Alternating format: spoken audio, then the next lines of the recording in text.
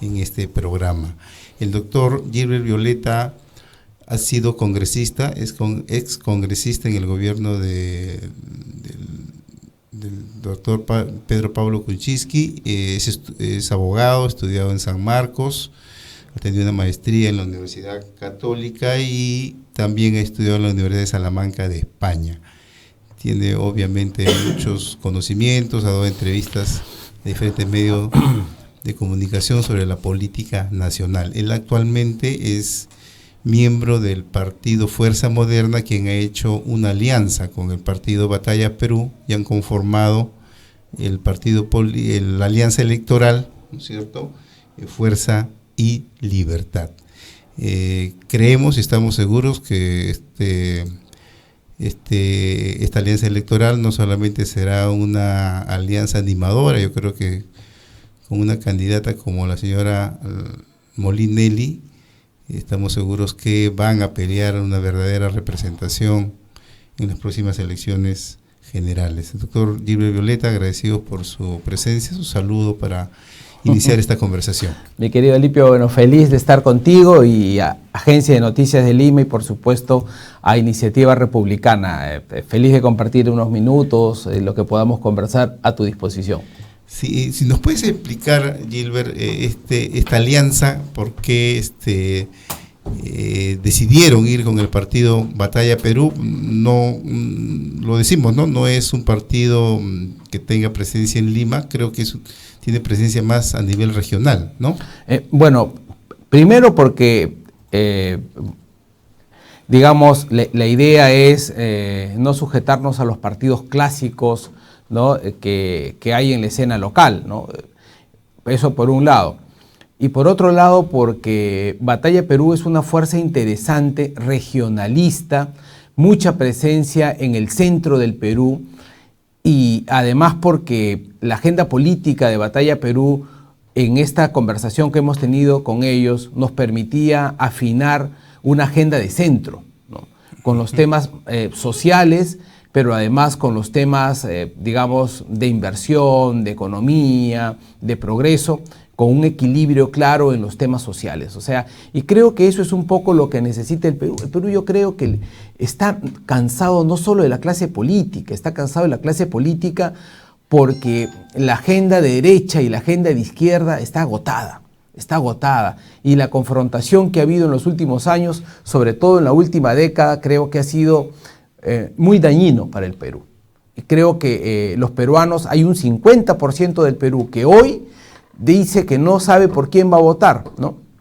Y gran parte de eso tiene que ver porque lo que ve en el Congreso es pues desastroso. Lo que ve en el Congreso son fuerzas políticas que no representan al peruano común, que no defienden los intereses del peruano común y que el peruano de calle está harto de eso. Está harto de todas estas cosas que están pasando en el Parlamento, los amarres con la señora Dina Boluarte, la manera como se benefician abiertamente del poder. En fin, creo que esa clase política y esos partidos políticos deberían ser cambiados. Claro, consecuencia de ello obviamente es esta proliferación de partidos, ¿no? Creo que 38 partidos van a participar. ¿No crees tú, Gilbert, que el Perú es un país desintegrado, que los de provincia, los de regiones ven a Lima de una manera diferente? Creo que nos falta liderazgo para ver cómo integramos al país y de manera conjunta hacerlo viable. El país, mi impresión y de muchos, es que se está volviendo inviable con este asunto de la corrupción, este asunto de la criminalidad que ha avanzado. Si bien macroeconómicamente estamos bien, pero eso no llega, hay mucha mendicidad. ¿Por qué crees que esta situación está pasando en nuestro país, Gilbert? Bueno, porque históricamente el Perú nunca logró integrarse. Digamos, no lo integraron los incas del Cusco, a las diversas comunidades de ese entonces, no lo integró el Imperio Español con el virreinato y no lo ha logrado integrar aún ahora la República. Creo que esa es la gran deuda que tiene la República. Tenemos 200 años de vida republicana, tenemos 200 años de haber declarado que todos los ciudadanos somos iguales, pero en realidad eso no ha sido cierto. Las mujeres apenas consiguieron el voto en 1950 y tantos, 56, 58. Los negros y las personas que no tenían empleo no se les permitía votar. Entonces había tributo indígena incluso después de declarada la independencia. En fin, ha habido una serie de elementos que no ha permitido que el Perú se integre adecuadamente. Si quieres un dato histórico, ¿no?, que yo he revisado por mis estudios de Derecho Constitucional. Una de las constituciones más importantes que tuvo el Perú fue la de 1928. Pero la Constitución de 1928, que muchos constitucionalistas halagan, tuvo un gran defecto. Dejó la ventana abierta para que 5 años después sea revisada y ver si es que la Constitución quedaba tal como estaba o si se podían hacer algunos cambios. Y el motivo por el cual se hizo eso fue porque no había una clara definición si el Perú tenía que ser federalista o centralista y único, como lo es hasta ahora. Eso dio lugar a que luego se terminara en la Confederación Perú-Boliviana y una posterior guerra civil entre peruanos. Y por eso es que, digamos, para evitar que no existan más guerras civiles, se dijo, bueno, ya, al diablo, terminamos esta historia, vamos a cerrar el capítulo de la Constitución, vamos a evitar que el Perú sea un país federal, porque si es un país federal y descentralizado, vamos a terminar divididos en 20 o 30 regiones, así que lo que vamos a hacer es vamos a centralizarlo. Pero esa centralización dio lugar a un nefasto proceso de concentración del poder en Lima, a un nefasto proceso de concentración de la economía en ciertas capitales de las regiones del Perú, y por otro lado a una enorme postergación de diversos pueblos que hasta el día de hoy reclaman no haber sido partes de la historia del Perú, de no estar adecuadamente integrados. Eso es gran parte del motivo por el cual el Perú no se logra integrar aún ahora. Aún ahora te digo una cosa, te doy un dato a propósito de que el día de ayer se ha presentado el presupuesto general de la República y se ha debatido ha comenzado el debate en el Congreso, y que el día de hoy la señora Dina Boluarte con su ministro de Economía han presentado también en Palacio de Gobierno. Hoy recibe, la verdad es que el presupuesto destina un per cápita mayor para una región como Puno o como Madre de Dios más que para Lima. ¿Y por qué es eso? Porque en Lima existen pues 13 millones de habitantes. Entonces cuando tú divides el presupuesto que se da a Lima entre 13 millones de habitantes, el monto que sale por habitante es menor que el que puede recibir la región Loreto o Madre de Dios o Pucallpa. Pero aún así, aún con esa pequeña diferencia, no es suficiente. La región Loreto, por ejemplo, es una región absolutamente aislada del territorio nacional. Y es un territorio isla, es un territorio que está en medio de los ríos y en medio de una espesura de la selva que no logra integrarse geográficamente, digo geográficamente en términos de accesibilidad al resto del territorio. No hay una carretera que permita llegar, por ejemplo, a Iquitos, ¿no? No hay una carretera que permita llegar a los pueblos alejados. Huepí hay una ciudad pequeñita en el norte del Perú, en la triple frontera entre Colombia, Brasil, Colombia, Ecuador y Perú, que se llama Huepí, y lo único que hay es una base militar y un grupo de gente que vive ahí. Y tú dices, esta gente que vive aquí, ¿a título de qué se declara peruana si el Perú no le da nada? Nada. Lo único que les da es una bandera y un himno nacional que cantara en 28 de julio. Y entonces yo he estado en Huepí, nosotros hemos viajado, hemos estado con la gente en Huepí y conversas con la gente y una cosa hermosa y además muy emocionante es que cuando tú vas, la gente te recibe en las balsas, navega contigo, ondea la bandera nacional y se declara peruana. Y frente a eso hay un Estado que los ignora. Increíble, ¿no? Increíble. Claro. Pero ese es el sentimiento nacional, ¿no? El sentimiento nacional no es cantar solo el himno nacional en el estadio cuando juega la selección nacional, cuando juega el Perú, Claro, sino claro. es ese el compromiso con la patria. Fuerza y Libertad, ¿qué plantea para esta integración muy necesaria que debe haber en el país? Te escuché decir que el Parlamento, el Congreso debería estar en el Cusco. ¿Crees que esto ayude en algo, Gildo? Bueno, esa es un poco es una idea que puede parecer media loca, ¿no? Y de repente es media loca. En varios países los parlamentos se han descentralizado. Yo, más que el parlamento en sí mismo, creo que hay que partir por una idea. El Perú como tal tiene una deuda histórica con el Cusco. Y creo que la descentralización pasa también por ciertos elementos simbólicos. Por ejemplo, uno de esos elementos simbólicos es la posibilidad de declarar al Cusco capital del Perú y a Lima como el centro de la administración pública. Con lo cual dejas en Lima básicamente, digamos, las oficinas principales que tienes aquí, pero tienes que tener en el Cusco una reivindicación histórica sobre lo que ha significado para la construcción de Estado y para la construcción de nuestras naciones. Y eventualmente hacer una sesión al año en el Cusco, la sesión de instalación del Parlamento, hacer las sesiones y eventualmente descentralizar las sesiones del Parlamento. Las sesiones del Parlamento no tienen por qué ser todas en Lima. Algunas se realizarán en Lima, de repente divides pues el periodo parlamentario en cuatro etapas, y una etapa la realizas en Cusco, otra etapa la realizas en Lima, otra etapa la realizas en Trujillo o una en la selva. El Perú tiene que sentir que sus autoridades van hacia ellas, que se descentralizan.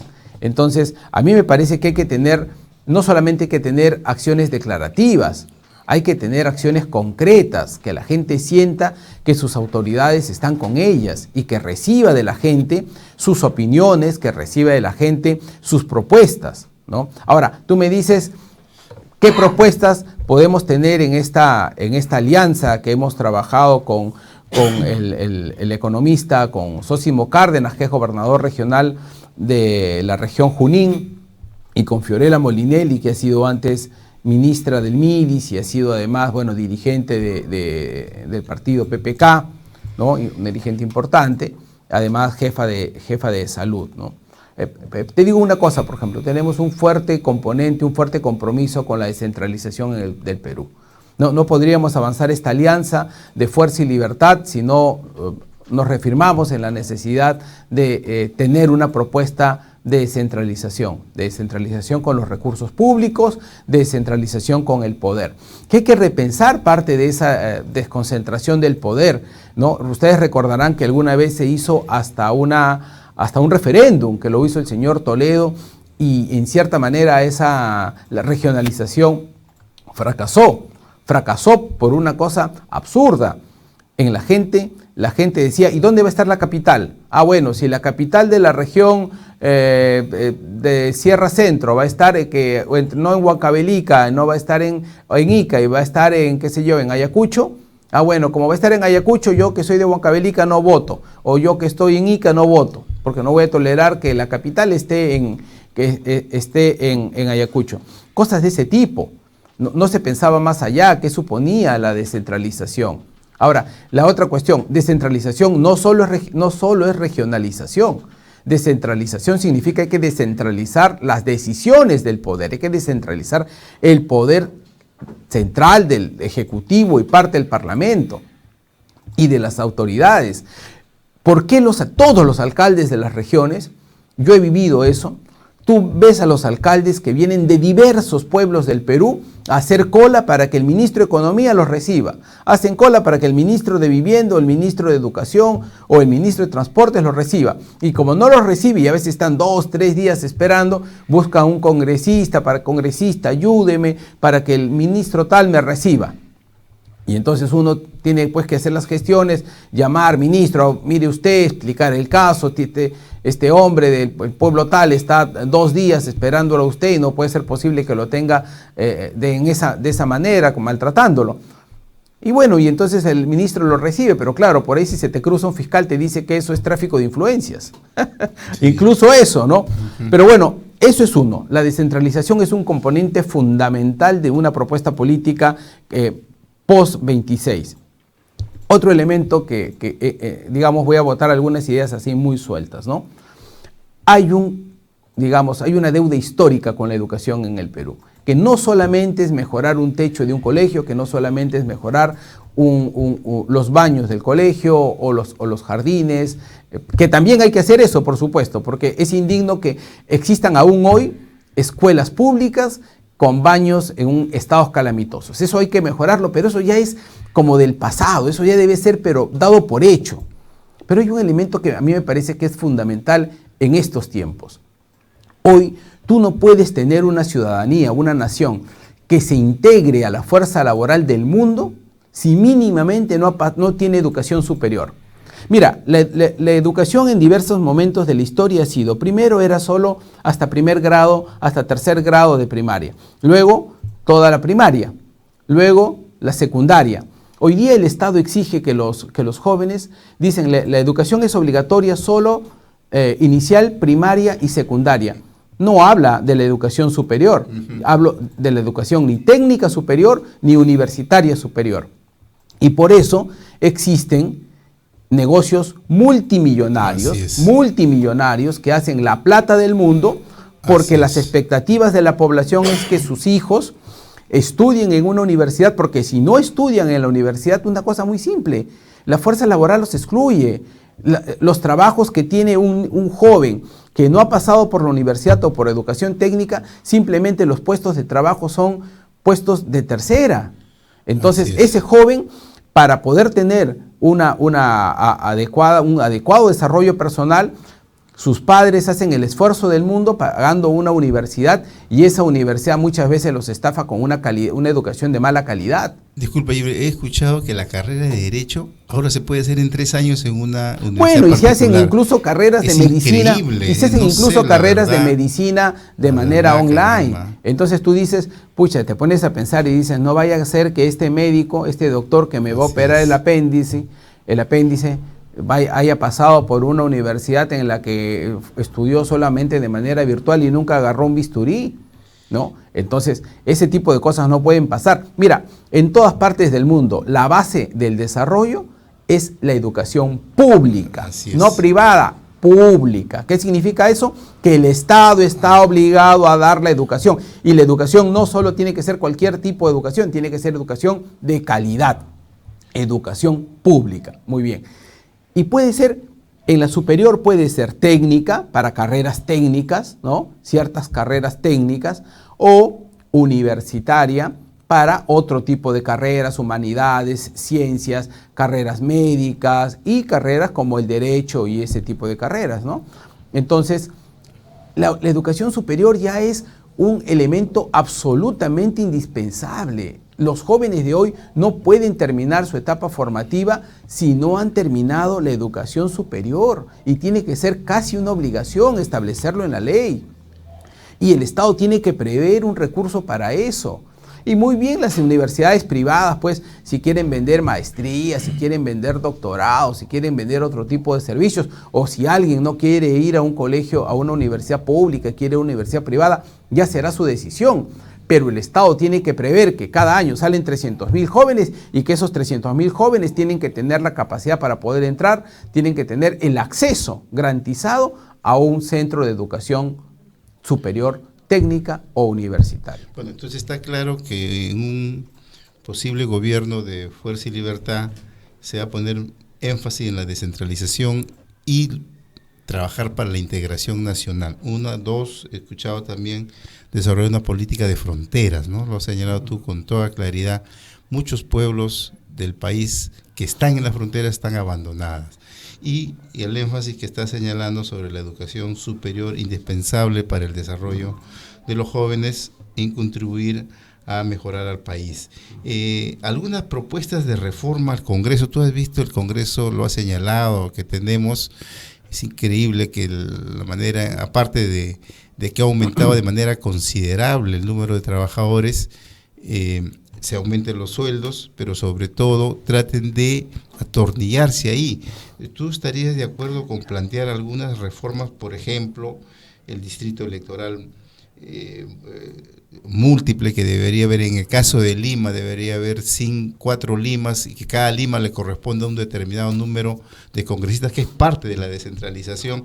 1, 2, la revocación de los congresistas, ¿no? Ya sea por tercios o por mitades. Entonces, creo que ese tipo de reformas, no sé si tú estarías dispuesto, Gilbert, a asumirlas, plantearlas y en el caso que llegues al Congreso, pelear que eso se haga, Gilbert. Mira, estimado Limpio, yo creo humildemente que conozco relativamente bien el Parlamento, ¿no? No solo por mi labor parlamentaria, sino por un poco mis estudios constitucionales. Creo que el Parlamento necesita una reforma profunda. Esa es una cosa muy fácil de hacer, pero necesita mucha voluntad política y mucho entendimiento político. Si las fuerzas políticas, pese a que hay una propuesta, no lo hacen, es básicamente porque no quieren hacerlo. Hoy día el Parlamento, los congresistas que están hoy, podrían haber hecho perfectamente este tipo de reformas. Te pongo un ejemplo. Yo recuerdo cuando estaba en el Congreso, teníamos que aprobar. El señor Salaverry nos puso para la aprobación el presupuesto precisamente del Congreso, ¿no? Y yo me rehusé a aprobarlo porque dije, primero quiero saber cuántos trabajadores hay en el Congreso, ¿no? Sabiendo que un año antes el presidente del Congreso había informado que habían 2.000 trabajadores. Bueno, 2.000 trabajadores. Y el señor Salaverry dijo, bueno, no lo sabemos, pero estimamos que hay 3.000 trabajadores. Entonces yo le dije, ¿cómo es posible que en un periodo tan corto se haya incrementado 1.000 trabajadores, ¿no?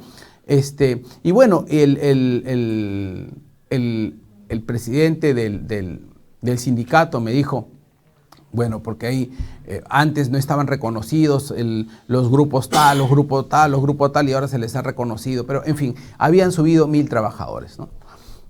Hoy día en el Congreso hay 5.500 trabajadores, ¿no? Entonces, nada de eso es necesario, nada de eso. Hoy día tienes una cantidad de gente que trabaja en el Congreso que es absolutamente calientacilla.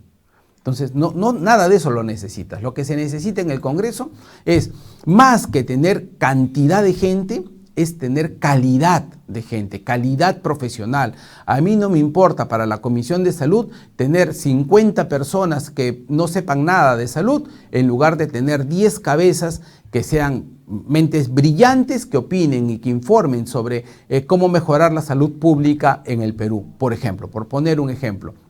Entonces, yo creo que con 850 personas, estimo, en algún momento hice algunos cálculos, con 850 personas en el Congreso, más que suficiente. Y los demás, a sus casas. Ese es un compromiso tuyo. Yo he dicho que lo voy a proponer. Yo he dicho que lo voy a proponer de todas maneras porque yo conozco el Congreso y claro, a mí me enerva tener un Congreso con una cantidad de gente que no hace absolutamente nada, que están para ponerte un vasito de agua o que están para abrir una puerta. Para eso no se tiene personal, me parece absolutamente innecesario. Pero eso es una cosa como que debería ya ocurrir y que es, digamos, que no es una gran reforma, es simplemente una acción operativa, no es una gran reforma. El Congreso ahora por lo menos ha tomado la bicameralidad, pero la bicameralidad también viene con trampa, porque a la bicameralidad se le ha dado al Senado a 60 iluminados, a 60, ¿no es cierto?, señorones que van a venir de las clases más pudientes del país. A 60 señorones se les ha dado un poder absoluto sobre el Parlamento. Y a 130, ¿no?, que van a estar en la Cámara de Diputados, que representan al pueblo, sobre los cuales seguro va a haber siempre mucha crítica, 130 se les ha disminuido enormemente el poder. Entonces, no hay un equilibrio real, no va a haber un equilibrio real entre diputados y senadores, ¿no? Y creo que eso hay que reformarlo. Entonces, por otro lado, en el momento que se produzca una circunstancia en la que un parlamento, por ejemplo, quiere vacar, quiere derrocar a un presidente de la República, se tiene que producir la figura que se llama la crisis total, o sea, la crisis total del sistema político, y deberían irse no solamente el presidente, sino si yo digo que se va el presidente, también debería autodisolverse el Parlamento. Porque tiene que ser una decisión altamente costosa para el parlamentario votar a un presidente por el cual el pueblo lo ha elegido. O sea, yo parlamentario no puedo decir simplemente este señor se va, pero nos vamos todos. Ese tiene que ser el principio. Entonces, hay aspectos que hay que mejorar, hay que fortalecer el equilibrio de poderes que hoy yo creo que se ha roto, ¿no? Entonces, y para eso tiene que haber también una participación del Tribunal Constitucional. Hoy tienes comisiones de ética que son un saludo a la bandera. Tienes comisiones de ética que cuando ocurre algo con los parlamentarios, las comisiones de ética les dicen, bueno, hay 10 miembros, bueno, ya, yo voto para quedar, pero tú votas para que yo también me quede, y yo voy a votar por ti cuando tú te quedes. Entre ellos se cubren. Entre ellos se cubren, y entonces tienes el caso de los famosos niños. Así es. Tienes el caso de los famosos niños que a ninguno de ellos lo han inspectorado el Parlamento, a ninguno de ellos. Tienes el caso de los muchasueldos que a ninguno de ellos ha sido inspectorado del Parlamento. Entonces, ese es un Parlamento pues que entre ellos se han lavado las manos. Eso no puede seguir ocurriendo, y para eso hay que crear ciertos candados. El Parlamento tiene que ser reformado. Hoy día no necesitas, por otro lado, necesitas tener mucho equipo técnico, ¿no? Pero el equipo técnico puede ser un equipo de bancada, no un equipo para cada uno de los parlamentarios. Si tú tienes una bancada con 20 personas, basta un solo equipo. Gente que sepa de economía, gente que sepa de derecho, gente que sepa de salud, un solo equipo, en lugar de darle ese equipo a cada uno de los parlamentarios. Si un parlamentario quiere presentar un proyecto de ley, lo hace conocer al equipo técnico, el equipo técnico afina su idea y elabora junto con el parlamentario la propuesta. Así es como funciona el Parlamento español, por ejemplo. No me estoy inventando nada. Claro, Así funciona el Parlamento español y funciona perfectamente. Lo demás es trabajo del parlamentario. Claro, entonces Gilbert, mira, me parece bien lo que está señalando. Esperemos que cuando Fuerza y Libertad se presente pues en la escena pública ya con propuestas, esto sea recogido, ¿no? Nosotros en Lima Norte, y te haremos llegar, de repente no lo tratamos ahora, te haremos llegar de la necesidad de que se constituyan los distritos electorales múltiples. Queremos que Lima Norte pues tenga su representación directa. Sí, perdóname, omití, efectivamente. A ver, tenemos una Lima metropolitana de 13 millones de habitantes. Si le sumas el Callao, otro millón o millón y medio más, estás ligeramente por encima del tercio de la población nacional, ¿no? Tienes un San Juan del Lurigancho, por ejemplo, que tiene más población que la región Arequipa. Así es. Y la región Arequipa tiene 6 representantes al Parlamento, si no me equivoco. Entonces, no puede ser posible que tú tengas una Lima dispersa donde es como Fuente Ovejuna, ¿no? Entonces, eso tiene que ser corregido. Y yo no diría solo 4, estimado Alipio. Yo creo que las circunscripciones tienen que ser bastante más reducidas para que la ciudadanía identifique con claridad quién es el representante que ha sido elegido por esa jurisdicción. Así ¿no? es. Por eso tiene que ser identificado. No es 4 o 10 parlamentos, no. Este parlamentario es de mi jurisdicción. Mira, te voy a comentar una anécdota. En una oportunidad del sistema americano, en una oportunidad una amiga X se enamoró y se iba a casar con un chico, un norteamericano, un amigo también. Y este chico vivía en Perú, se conocieron aquí. Y bueno, cuando ella va a sacar su visa, la embajada de Estados Unidos le rechaza la visa. Y él estaba indignadísimo y él decía, ¿cómo es esto posible? Porque la ley dice que sí le corresponde la visa, y él dice, le voy a escribir a mi congresista. Y yo dentro de mí me reía, decía, este gringo está loco, ¿qué es el que le escribe a su congresista? Seguro que su congresista recibe pues 1 millón de cartas o de mails y a nadie responde. 3 días después le llegó el mensaje del congresista. Póngase en contacto con la embajada, que nosotros ya informamos del caso y estamos haciéndole un seguimiento de este caso de eventual abuso. Efectivamente, manda un mensaje a la embajada y la embajada el mismo día le contesta y le cita para 3 o 4 días después. Le estaban dando la cita y en el día le dieron la visa. Se corrigió en el acto. ¿Por qué? Porque este señor identificó con claridad quién era su congresista. Sabía que donde él vivía, en la jurisdicción donde él vivía, había un congresista que representaba a esa comunidad. Así es. Y que cuando él tenía un problema vinculado al Estado, este ciudadano que paga impuestos podía inmediatamente escribirle al congresista y el congresista estaba en la obligación de atender su caso. Así de simple. Ese es todo el secreto de la representación parlamentaria. Así es, como tú ves, eso es indispensable para que la comunidad, la población se sienta identificado con sus representantes. Y de igual manera, ¿no? La posible renovación, porque yo creo que la participación ciudadana es fundamental en todo gobierno, ¿no? Y si la participación ciudadana dice este congresista está bien que siga y si no hay que revocarlo, también es parte, creo yo, de una reforma. Pero ¿qué piensas tú, Gilbert, que ahora vamos a tener 2 cámaras, ¿no es cierto? Pero también hay un parlamento andino que creo que tenemos 5 parlamentarios que, según lo que se señala, la verdad no producen nada. Pero además de eso, me he enterado que también tenemos tres congresistas que representan a los peruanos en el exterior.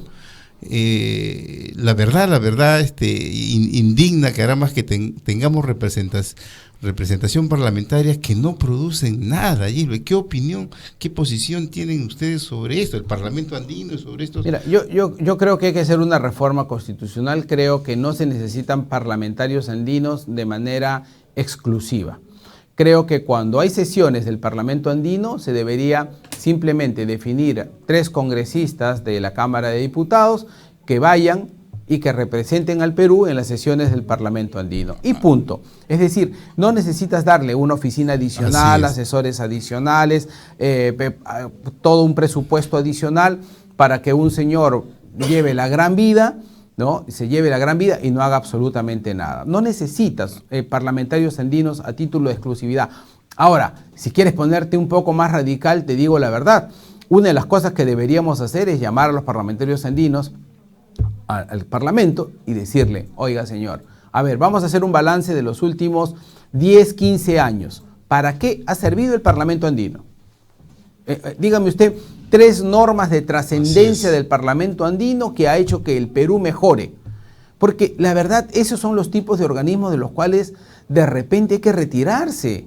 Y no hay que gastar un solo. O sea, el Parlamento andino no tiene ninguna operación práctica y de contribución relevante para el país.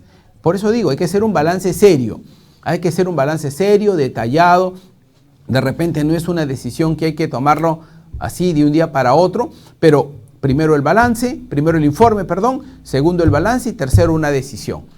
Creo que hay que evaluar eso con seriedad, pero por lo pronto la reforma debe hacerse en el sentido de que no necesitas parlamentarios de exclusividad, de ninguna manera, claro, ¿no? Claro. Se eligen 5 representantes que vayan cuando hay sesión y cuando no hay sesión siguen haciendo su trabajo en el Perú.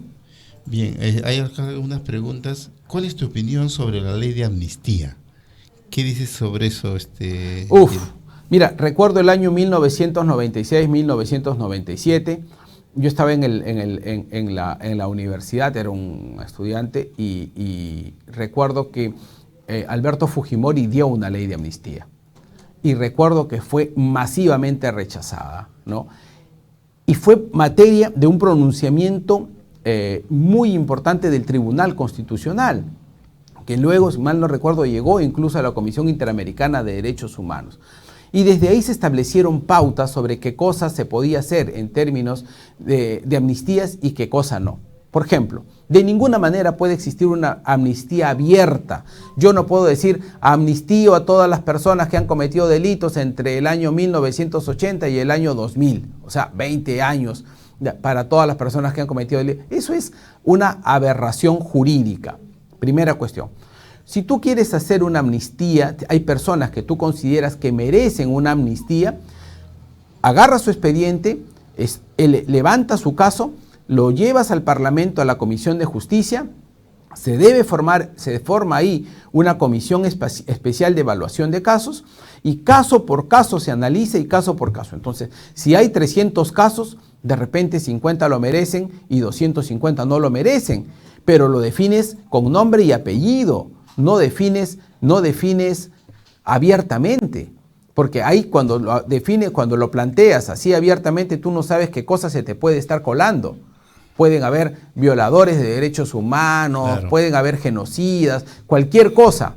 Pero también de repente hay personas que con total justicia merecen una así gracia. Así es. ¿Y por qué? Porque, por ejemplo, yo conozco un caso de un señor de una alta jerarquía militar, ¿no? A quien, digamos, no conozco personalmente, sino conozco el caso, digo, como caso jurídico, ¿no?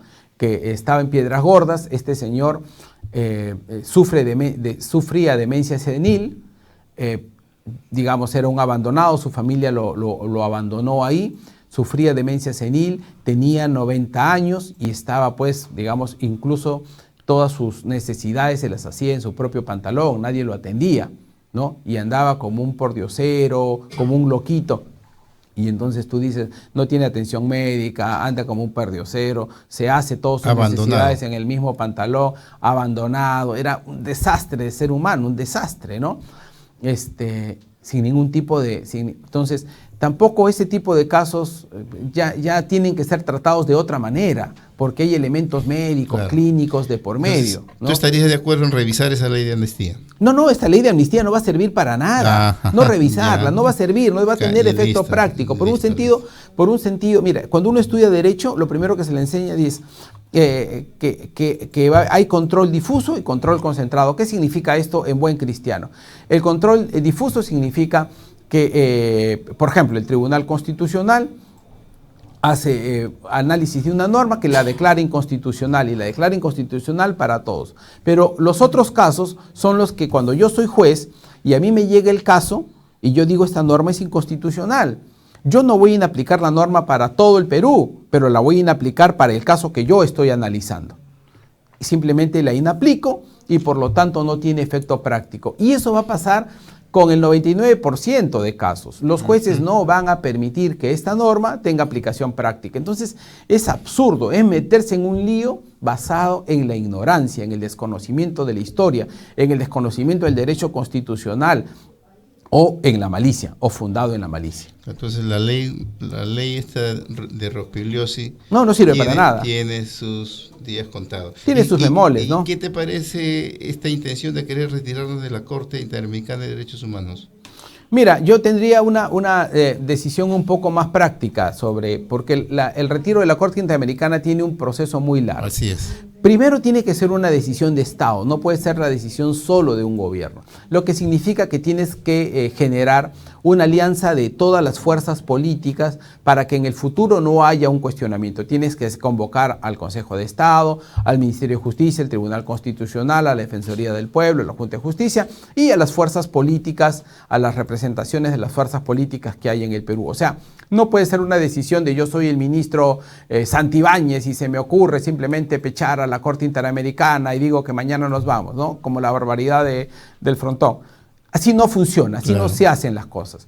Lo que se tiene que hacer es que si realmente hay una decisión de Estado de retirarse de la Corte, hay que hacer un proceso de denuncia del tratado y luego eso demorará pues 10 años, una cosa así, y después poder retirarse finalmente de la Corte, porque la Corte es una instancia de la CIDH. Muy bien.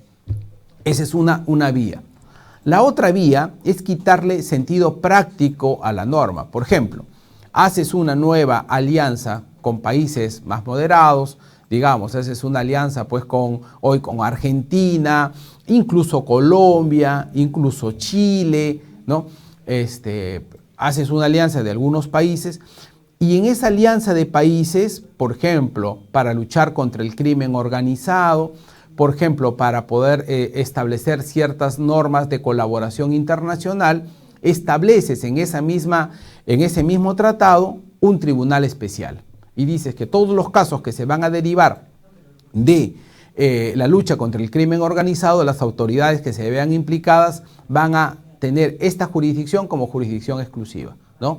Supranacional. Y entonces, de esa manera, ya no van a la CIDH, sino van a esta corte especial que tú crees, con otros criterios, con otras normas, con otras personas, ¿no? Eso es posible. Entonces, no tienes necesidad, no necesariamente hay que denunciar la CIDH, sino puedes crear otras normas para cosas específicas. Bien, nos hubiera gustado hablar sobre reformas económicas. Como tú sabes, la economía es esencial y determinante en la vida de los ciudadanos, pero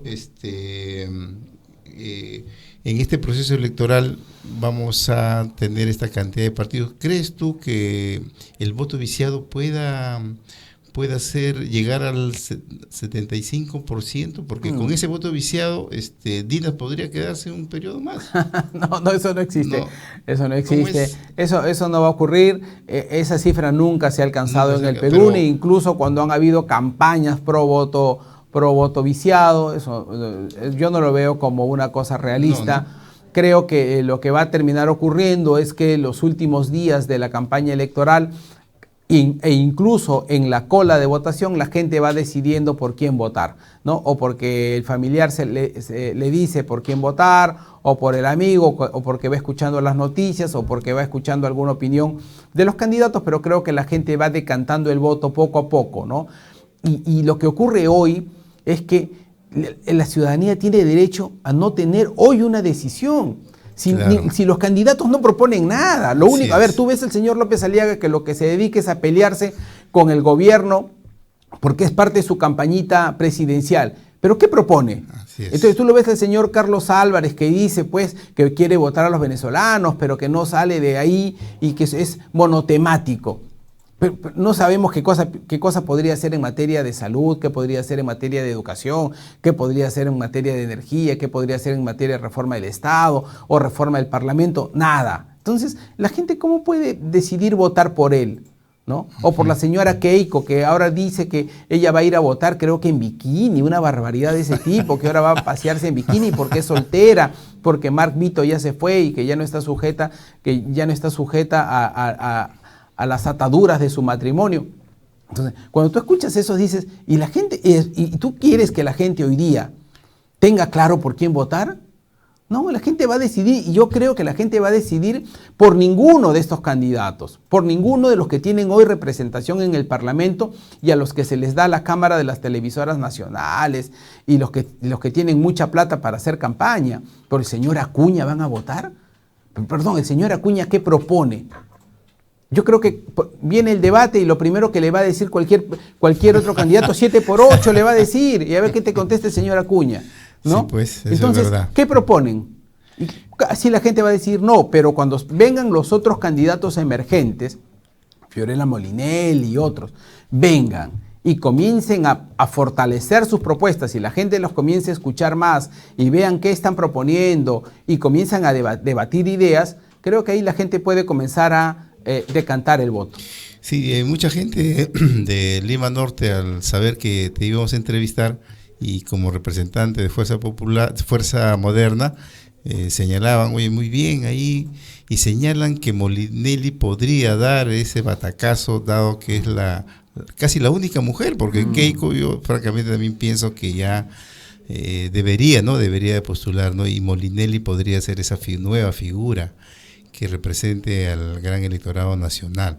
Creo que hay una apuesta a ello, ¿no, Gilbert? Bueno, nosotros apostamos firmemente a eso. Nosotros estamos apostando no a hacer los grandes shows, ¿no? que suelen hacer los candidatos y disponer de todo el erario público para sus campañas. Estamos apostando a darle un plan de ideas al Perú.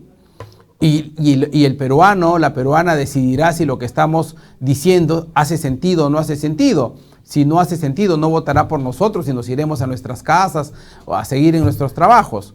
Claro. Pero si hace sentido, entonces esperemos que haya un compromiso de participación conjunta y que vayamos por el mismo voto, por Fuerza y Libertad, como tú dices, es nuestra alianza. Tenemos creo que un buen aliado en el señor Zósimo Cárdenas, en el sentido de que representa una fuerza regional del centro del Perú, huancaíno, ¿no es cierto? Un hombre que ha trabajado mucho a las fuerzas sociales de las regiones centro, ¿no? Pasco, Junín, Huancavelica, incluso Ucayali, Así es que vamos a apostar por eso, estamos apostando por eso. Bien, creo que los amigos oyentes que nos siguen a Agencia de Noticias Lima y a Iniciativa Republicana han escuchado que Yirbe, Violeta y la Alianza Electoral Fuerza y Libertad hay propuestas, ¿no? Falta desarrollar, como decíamos, algunas reformas económicas que por el tiempo no la vayamos a poder tocar, pero está pendiente. Si Gilbert no vuelves por acá, tenemos una oficina también por el centro de Lima, donde gustosamente te recibiríamos. No, encantado además de desarrollar las ideas económicas también, que me parecen que son fundamentales, ¿no? Fundamentales en un país tan informal como el Perú. Así es. Gilbert, te agradecemos de verdad de manera muy especial tu presencia. Vamos a seguir viéndonos. Esta entrevista se va a difundir ahí en las redes y creo que mucha gente va a sentir que esta conversación es productiva, ¿no? Tiene propuestas reales, ¿no? Más aún con un dirigente nacional como tú. Muchas gracias, Alipio. Gracias por supuesto, a Iniciativa Republicana y Agencia de Noticias de Lima por permitirme alcanzar un poquito estas ideas y conversar esta tarde. Un placer. Bien, Gilbert, mucho gusto. Hasta otra oportunidad. Gracias.